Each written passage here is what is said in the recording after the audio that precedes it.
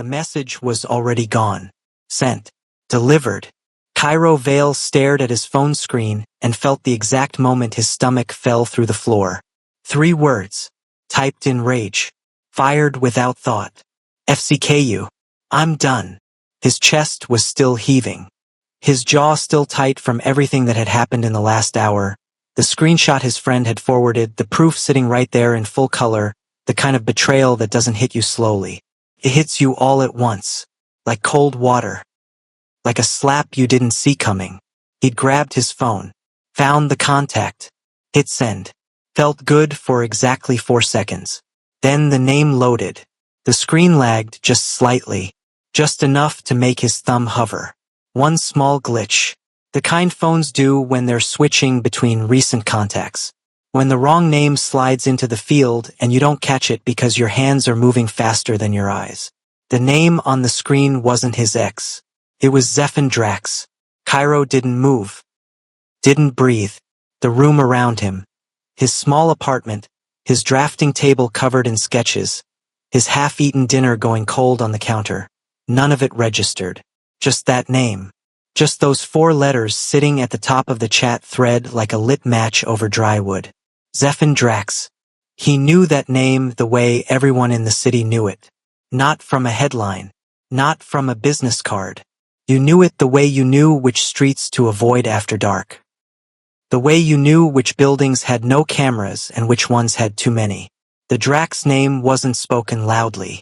It was spoken carefully or not at all. One of 3. Triplet heirs. An empire that didn't exist on paper but ran through half the city's infrastructure like a second skeleton. Cairo's fingers went cold. He scrolled up, desperate, hoping somehow the thread was old. That this contact had been there before, that maybe this was a glitch that could be explained away. But the thread was clean. Brand new. 0 messages before this one. Just his. Just FCKU. I'm done. Hi viewers. Have you ever sent a message to the completely wrong person at the worst possible moment? Drop it in the comments. Because what happens next to Cairo, I don't think any of us would survive. The air in the room felt different now. Heavier. Cairo set the phone down on the edge of the table slowly, the way you set something down when you're afraid the sound of it might wake something up. He needed to think. He needed to breathe. But the phone buzzed before he could do either. He looked down. 3 dots. Zephan was typing. The dots appeared, then stopped. Cairo's hand pressed flat against the table. His pulse was loud in his ears, the kind of loud that fills up all the space in a quiet room. The dots appeared again. Stopped again. He kept his eyes on the screen. Couldn't look away. The way you can't look away from something you already know is going to change things, you just don't know how yet. Some mistakes don't feel like mistakes when you make them. They feel like release. Like finally saying the thing you've been holding so long it burned. But the second the air hits it, the second it lands somewhere it wasn't supposed to go, that's when the weight of it comes back. Harder. Doubled. Cairo understood that now. Completely. The dots appeared one more time. And then the message came through. 2 words. No punctuation. No emotion in the text itself. But somehow, in the blankness of it, in how controlled it read, Cairo felt every hair on his arms stand up. Say that again. He read it 4 times. Say that again. Not who is this. Not wrong number. Not even excuse me. Just that. Flat. Steady. The kind of message that didn't raise its voice because it didn't need to. Cairo knew tone. He was a storyteller. An illustrator who spent his days building emotion into still images. Reading what a line meant. What a shadow said. He understood the difference between anger and threat. Between frustration and warning. This wasn't anger. This was something quieter. That was the part that got him. He typed fast. Hands not quite steady. Wrong person. I'm sorry. Sent it before he could second-guess the wording. Watched it go from delivered to seen in under 3 seconds. Then nothing. He waited. 1 minute. 2. Stood up from the table and walked to his kitchen because standing still felt impossible. Poured water he didn't drink. Set it down. Walked back. Still nothing. The silence from powerful people isn't peace. It's evaluation. Cairo had heard that somewhere once, a line from a podcast, a book he couldn't remember, but it landed now in a way it hadn't before, because that silence on his screen didn't feel empty, felt full. It felt like something happening behind a closed door. He picked up his phone 3 times in the next hour and put it back down each time without opening the app. He tried to sketch, drew 3 lines and stopped, tried to eat, couldn't, put on something in the background, some show he'd already seen, and stared at it without watching. His mind kept pulling back to what he knew, not what he'd heard in gossip. The actual facts, the ones that existed between the rumors.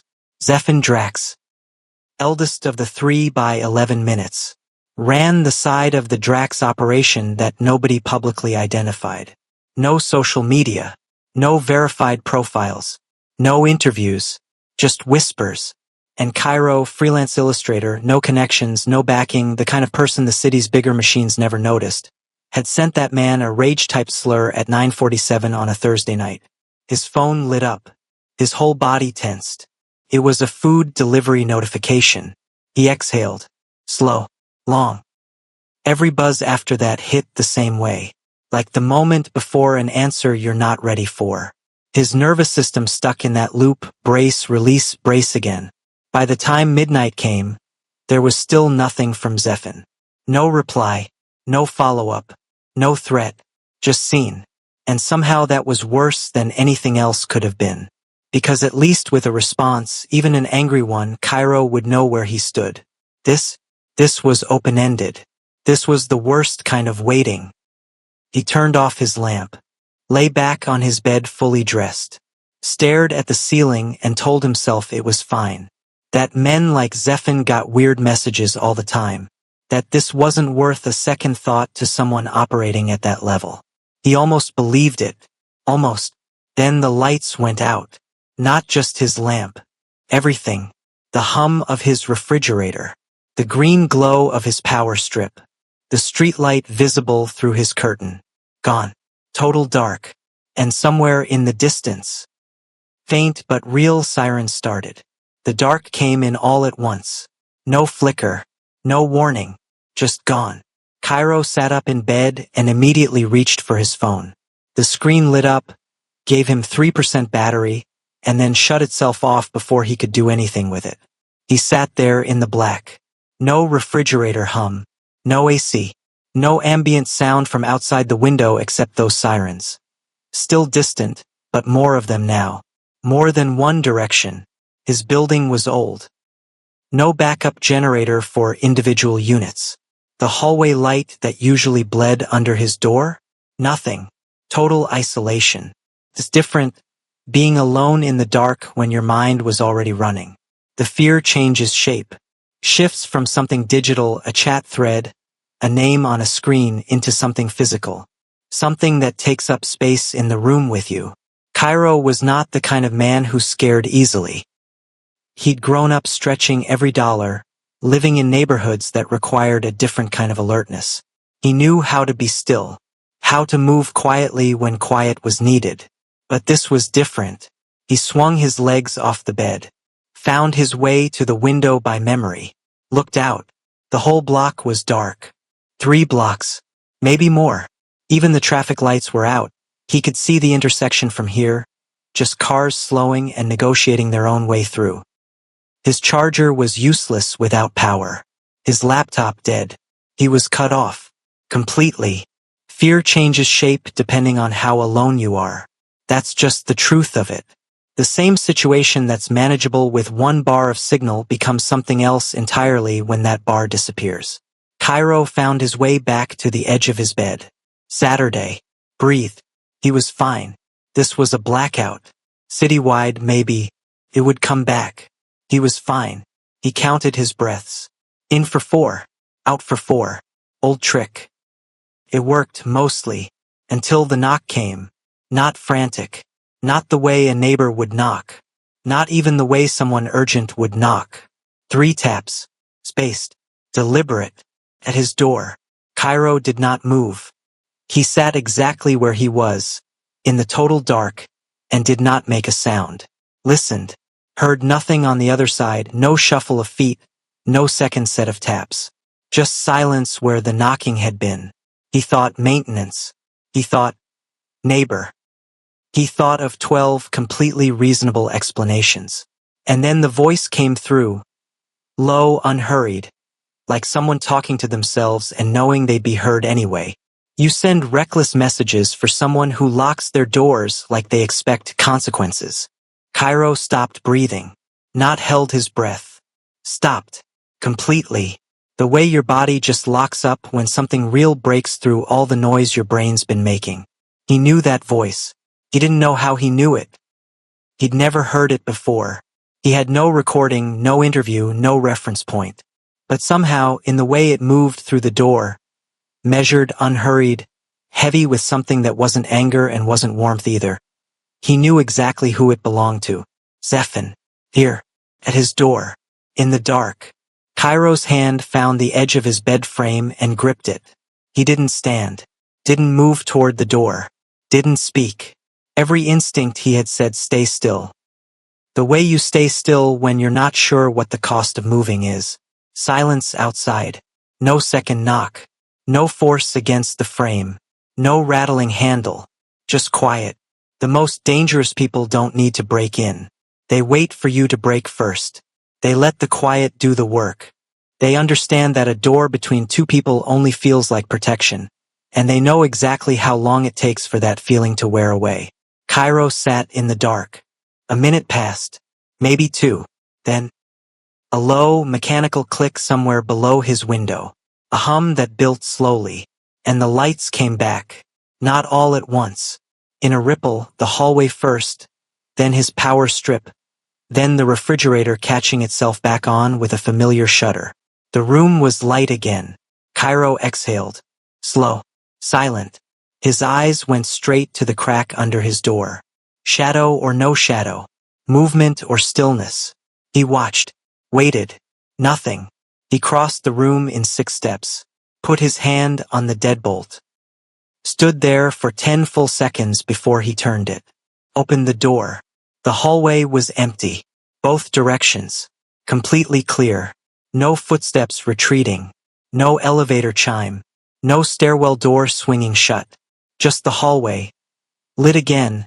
Still, smelling faintly of old carpet and someone's cooking from 3 floors up. Cairo stood in the doorway and looked left. Then right. Then down. On the floor.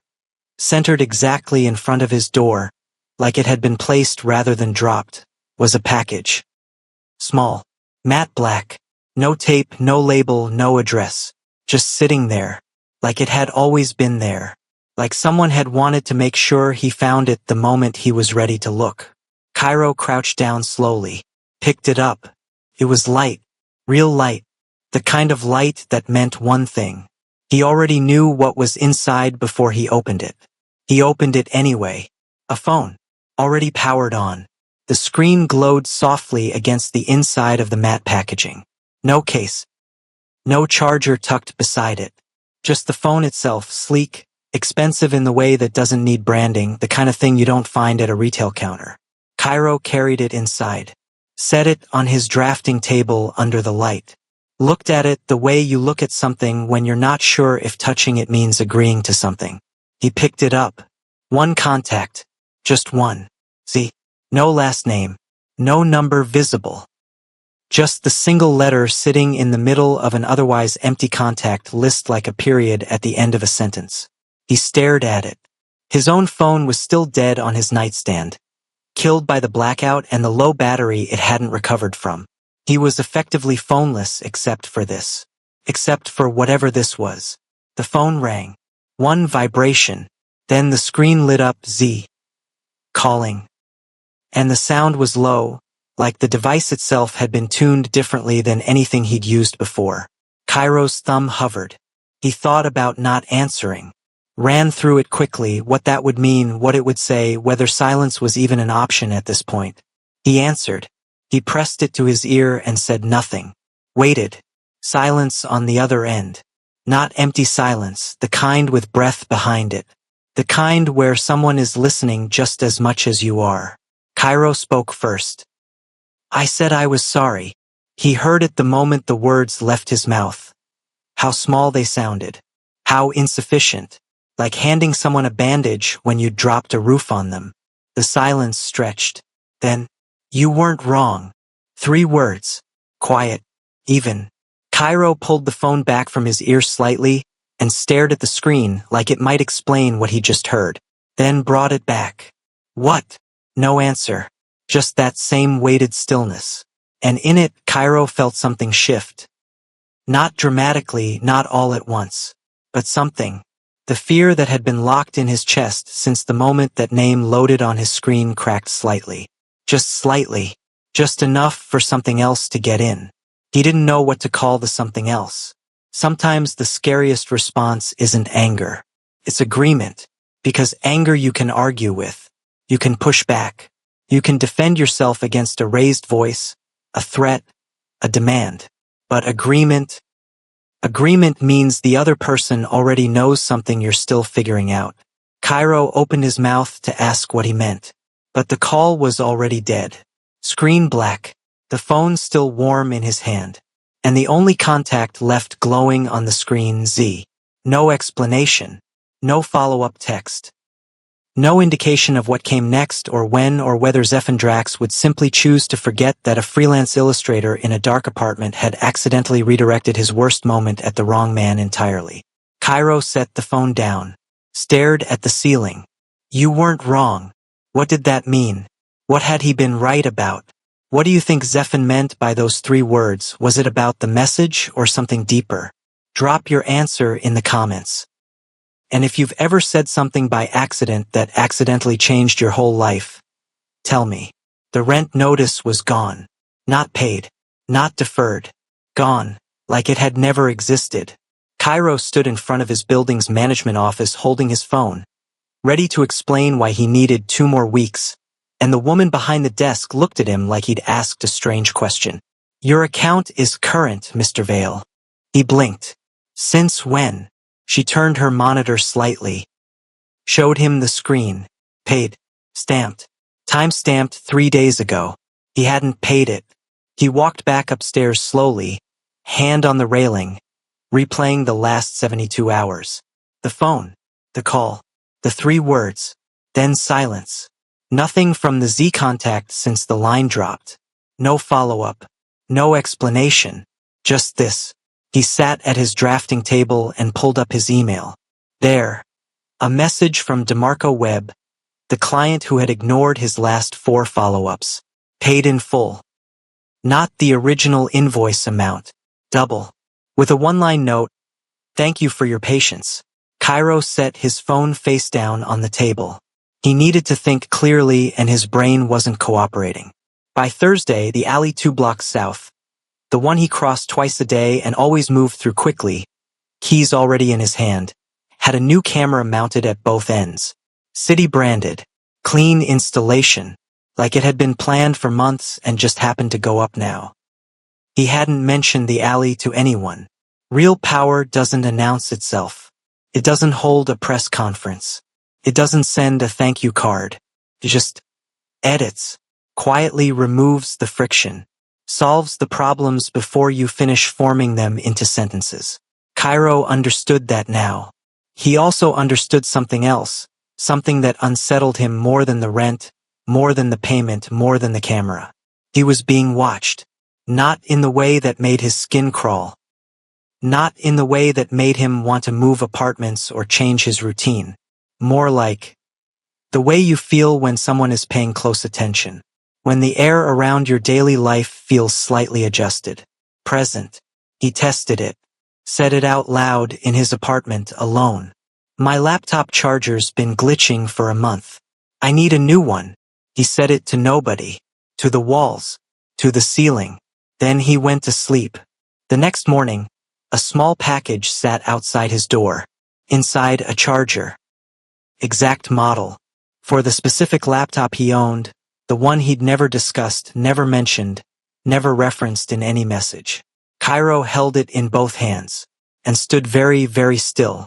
The calls started without a pattern. That was the first thing Cairo noticed. No scheduled time. No warning. The black phone would light up Z. Calling. And it could be 7 in the morning or past midnight or somewhere in the middle of a Tuesday afternoon when Cairo was 3 hours deep into a project and had almost forgotten to be afraid. He always answered. He'd stopped asking himself why. The conversations were short. Never small talk. Zephan didn't seem to own any. But they weren't cold either. They were precise. Observant. The kind of exchanges where the other person has clearly been paying more attention than they let on. Your deadline. Did it move? Cairo had mentioned a client deadline in passing during a call 4 days earlier. One sentence. He'd moved on immediately. Zephan hadn't. You work better at night. The pieces you finish before sunrise are sharper. Cairo had asked how he knew that. A pause. The timestamps on your public portfolio. Simple, factual, and somehow more disarming than any compliment would have been. Cairo started noticing himself doing things he hadn't intended. Leaving a lamp on after midnight. Not because he was working, but because it felt like keeping a window open. Checking the black phone before his regular one in the mornings. Waiting. He caught himself mid-thought one evening and stopped. Waiting. For what exactly?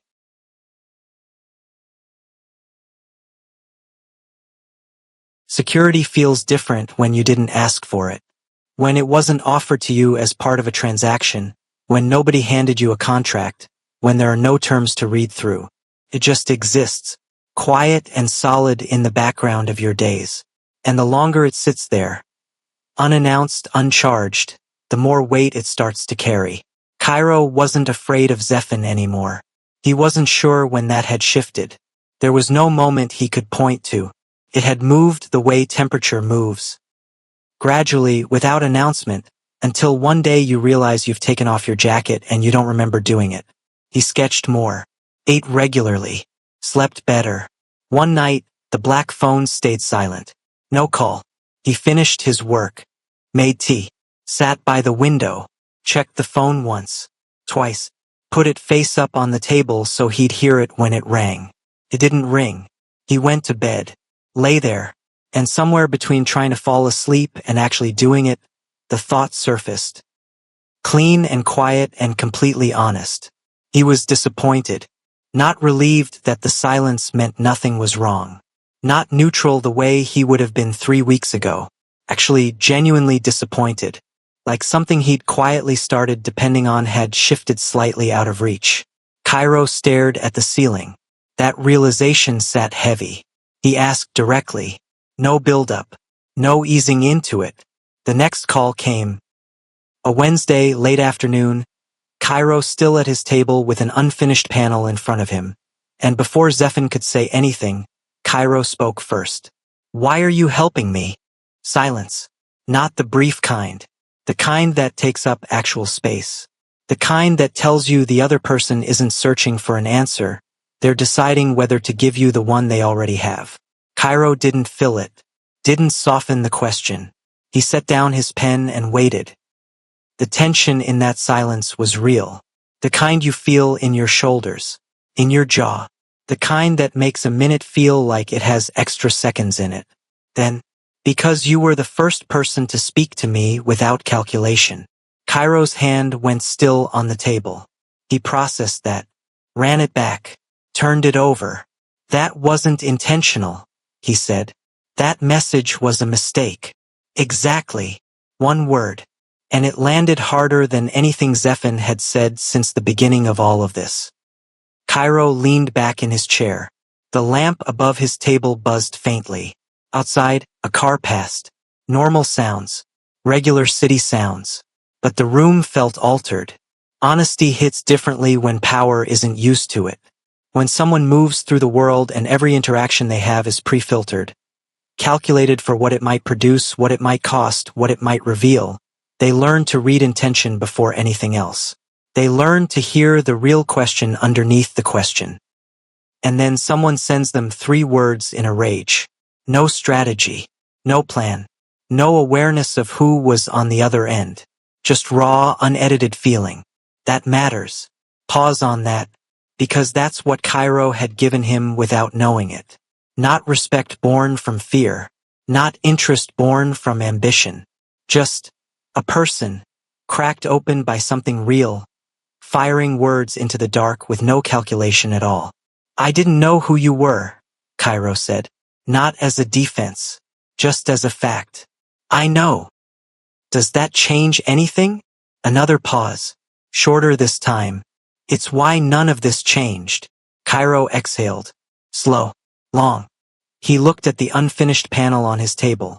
A figure standing at the edge of something, mid-step, the background still blank behind them. He'd been stuck on it for days. He wasn't thinking about the background anymore. You said I wasn't wrong, Cairo said quietly. That first call. What did you mean? The silence stretched again. And when Zephan finally answered, his voice was the same as it had been from the beginning. Steady, unhurried, low. And I noticed. The line went quiet. Cairo sat with that, and realized, for the first time since that message had been sent to the wrong name on a broken, grief-soaked Thursday night, he wasn't afraid. Not even a little. Life settled. That was the strange part. That was the part nobody tells you about. That healing isn't always loud. Sometimes it's just your refrigerator stocked, your deadlines manageable, your sleep uninterrupted. Sometimes it's the absence of dread in your mornings. The way you stop bracing for things. Cairo noticed it first in his work. The illustrations got looser, more confident, less corrected. He stopped second-guessing lines that were already right. His client list grew slowly, organically, the way things grow when you're not desperate. He had space to pick and choose. He thought about his ex less, then rarely, then almost not at all. He thought about the message sometimes, that night, the rage, the glitch, the name that loaded wrong. He turned it over the way you turn over a coin that's been in your pocket long enough to get warm. Not with regret, with something that felt closer to wonder.